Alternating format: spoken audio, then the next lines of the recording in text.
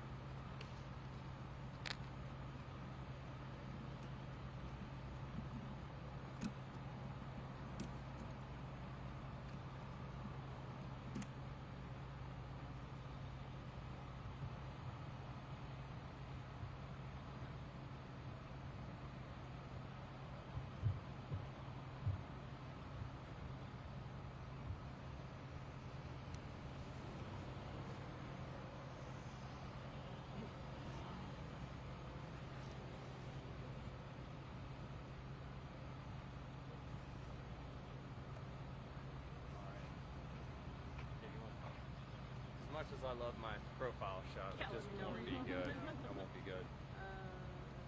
Yeah, you're good back there. Here, we can throw you. Do you mind if we throw ours? We got to do our Facebook Live fun stuff here too. Hopefully none of you. I know, Katie. Don't. I got you. Thank you. Take you out over there.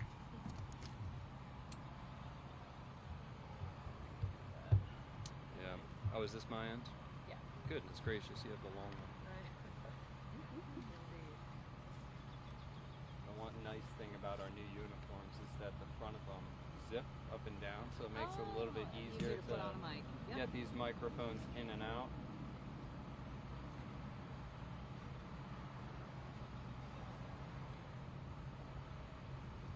Now, thank you all for your patience. As always, we want to make sure we give you the most up-to-date information here. You guys getting that on camera. The ratings supposed to come over. You're being very generous. Especially after I missed date night with the wife. That might be me. Uh-oh. Give us 1 second. We'll get our Facebook Live set up, and then we'll go from there. What's your first name? James Curry. James. Lieutenant James Curry.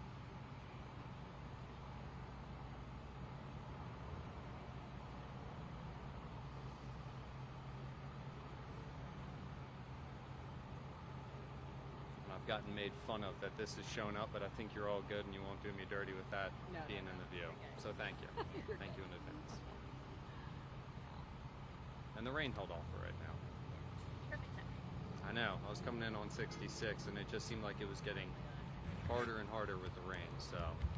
It is comfortable apparently. Oh, great. I still have half of my roof missing, or my siding missing from the windstorm from last week. So yeah, more damage. Great. Yeah. Great.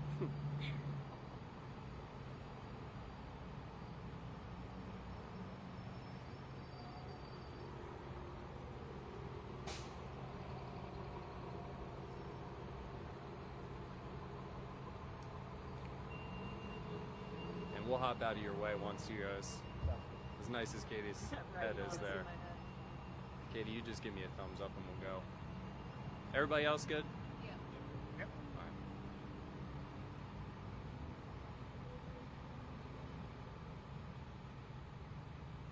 All right, good evening. I'm Lieutenant James Curry with the Fairfax County Police Department's Public Affairs Bureau. Behind me is Lieutenant Erin Weeks. She's the commander of the Mason District Station. So a man is in custody for a fatal shooting that is believed to be domestic related. Just after 4:30 this afternoon, officers were called to the 3200 block of Woodburn Road. The victim in this case was the one that was calling. She was inside her vehicle and called to report that her ex-boyfriend was blocking her car from leaving the area. Within minutes, our officers were dispatched. It was relayed that he had a protective order, he was wanted, and during the conversation with dispatch, it was updated that he had shot her. Officers got here within minutes of being dispatched. He had fled the scene. They quickly attempted life-saving measures. She was taken to a hospital, and that quick investigation, they gathered some critical information about his vehicle and that he had fled the area. So fortunately, with license plate readers, it gave our officers a good direction of where he was going. And thanks to Prince George's County Police Department, they anticipated this suspect was fleeing into Maryland. They set up in the right place. They were there, they saw his vehicle, and they were able to take him into custody. A firearm was recovered from inside that vehicle. We'll do some investigation to determine if it was the firearm that was related to this. So you see behind us our crime scene detectives, our homicide detectives. We have witnesses to interview. We have evidence to collect, but we do have a suspect in custody.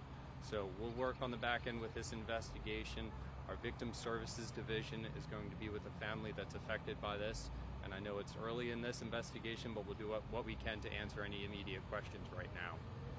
What can you tell us about, obviously you said ex-boyfriend, the relationship and the fact that there was this protective order? Have there been multiple calls about this person? Has he been following her, stalking her, or is this your first point of contact? Those are all great questions, and for Facebook Live, asking about whether or not there's been previous calls with him. Both reside in Maryland, So this is part of the investigation where we start backtracking, trying to figure out if this is a history, what's their stalking case. But we'll get through those answers, and that's going to be a part of this investigation going forward. But there was a protective order, and in what circumstances are those granted? Yeah, it's case by case. There is obviously something that led to a protective order being issued. I believe it was likely out of another state, but those are the details that we'll continue to put together and figure out the history between the two and why a protective order would have been issued in the first place. What about victims of situations like this who have protective orders out? What more can they do to protect themselves? What would you say to those people? Yeah, victim did nothing wrong in this case. Victim showed up. This is her place of employment. This is a sad, tragic case. It really is. It really is. We have domestic violence detectives dedicated to these types of investigations here in Fairfax County to provide resources for those community members. The individuals involved in this case are not from Fairfax County, but again, many jurisdictions throughout the National Capital Region have those resources in place. Did she get shot while she was literally on the phone with the dispatcher? Yeah, that's correct. She was shot while she was on the phone with dispatch as our officers were responding to the scene, and that suspect quickly left the area before our officers get here. But again, thanks to license plate readers, thanks to PG, the Prince George's County Police Department, for being in the right place at the right time and quickly taking him into custody. Do you know around what time Prince George's County Police found him? I don't have the exact time for when he was taken into custody, but the initial call for service came in just after 4:30, but we can connect afterwards and I can get those details. But it was very quick for officers to get here, very quick to determine he left in a vehicle, these were the tags, and very quick from Prince George's County Police Department to find him, locate him, and take him into custody safely. Without incident? Was he inside a residence? That's my Was understanding. He in a car It's still in the vehicle. Still in the vehicle. Yeah. I heard something possibly about a missing persons call for this suspect as well. Can you explain that? Yeah, we'll still pull into some of those details of the investigation. The initial call for service, the priority at that point in time was that someone with a protective order was blocking her escape path. And by escape path, I mean just blocking her from ability to leave. There wasn't information initially relayed that there was a firearm involved. It wasn't until the tragic information that we know now to be true that we were aware that he had a firearm. I don't know if these are details you can tell us, but do you know how long ago they were out of a relationship, if they had any started? Yeah, that's going to be part of the investigation where we start speaking with family members, friends, get more details about that relationship. To the point that you asked, what were the details of this protective order? It's all about those details now that we focus on the investigation. What about is it just the two vehicles involved? Was the gentleman in a BMW I heard earlier? I heard it was maybe a Volkswagen. Or was it an Atlas? Yeah. There were two cars. And that's it. You can imagine when officers get onto a scene like this, there's a lot of confusion. And there's a lot of trying to determine who are we looking for, what is the vehicle. Witnesses are helpful, trying to give us a lot of information. It's trying to figure out, who's the suspect that we're looking for. And we're really happy and fortunate for those officers to dig through that information, get the correct tag, give it to Prince George's County Police Department, and take him into custody. So the specific vehicle, I'll confirm which one it was, but it was a lot of information that was coming to our cops very early on. But they dug through it, got the right information out, and fortunately got him into custody. Did you already say the profile of the victim, if not the name? Yeah, both were in their 30s, 30-year-old female, 30-year-old male. We'll have more details about both. We want to make sure that we notify next of kin, family members who may not be aware of what occurred right now. But we'll have those details probably tomorrow in an investigative update and in a written release. You said that she works here. Yeah. It was around 4:45 a little after 4:30. Does it appear that he waited for her to come out off work? It's very get out possible. Of the building? Yeah, it's very possible that that's exactly what he was doing. That's what our detectives will ask him, and that's what we hope to find out. Did you guys recover a gun? Yeah, a firearm was recovered inside the vehicle. We'll determine whether or not the firearm was the one that was used in this crime. And she was never got out of the car, correct? She was shot. She in the was car? inside the vehicle when she was shot. That's correct. You mentioned there were witnesses. Was anybody else danger? Were they in the building, in the parking lot? Now, certainly we had someone shooting a gun, so fortunately no one else was injured, but a lot of good witnesses that provide us a lot of details about what occurred, and certainly we have the suspect that we're looking for. So again, we'll have a written release with more information as this investigation unfolds, and you can follow our social media for those updates as they become available. Thank you. Thank you very much. Thank you.